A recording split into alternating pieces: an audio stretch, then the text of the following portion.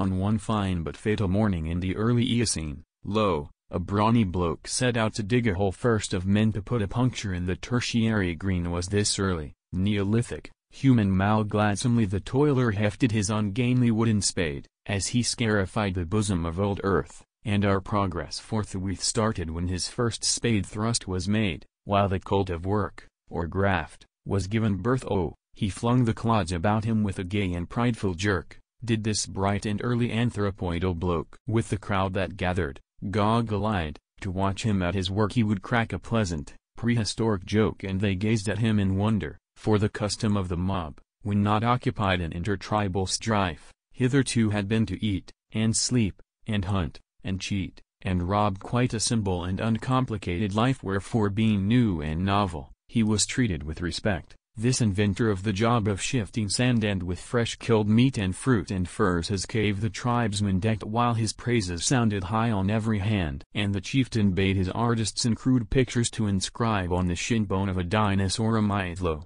the gods have sent a thing called graft to bless this happy tribe, and a scheme of public works will start forthwith. Every day, from early dawn till dark, the delver labored on till the tribesmen grew accustomed to the sight, and the hunters, on their way to slay the mud-fat mastodon, would delay to say he wasn't doing right, and the loafers from the lower caves, who lived by stealing meat, all the day around the contract, used to lurk, and, whene'er he paused to wipe his brow or took time off to eat, they would yell at him in chorus, "Oh, get work!" Fat and lazy fur-skin traders, wealthy men of such a size that it took 5 hides to make them each a vest on their way to cheat their neighbors, paused a while to criticize, calling, "Loafer." Every time he stopped to rest, they no longer stocked his larder with the trophies of the chase, or the Neolithic substitute for beer, for the chief said, "He's a worker, we must keep him in his place." And the bloated fur-skin traders cried, "Here, here."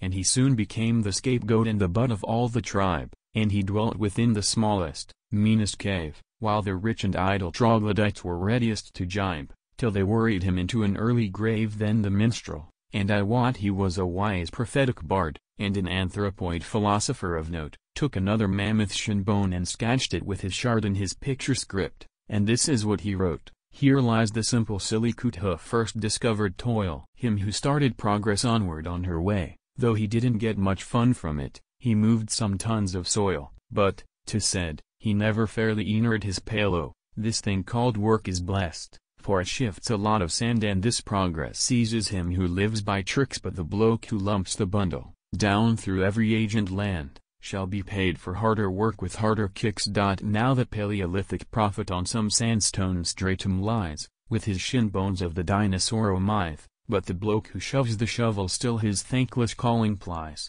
and his name is Michael Burke or Peter Smith. In the highway doth he labor, in the searching public gaze, and he dare not pause, his aching back to rest, lest he cause a howl of protest from the trader of these days with the large gold chain across his convex chest, lest he cause a howl of protest from pro bono publico. And lest constant reader cry his shame aloud, he must keep his shovel moving, and he moves it all too slow for the critics in the great white-handed crowd till they get a patent navvy with a dynamo for head, or a petrol tank for stomach. Take my word, he'll be ever up against it who shifts sands to earn his bread, and the howling of the traders will be heard,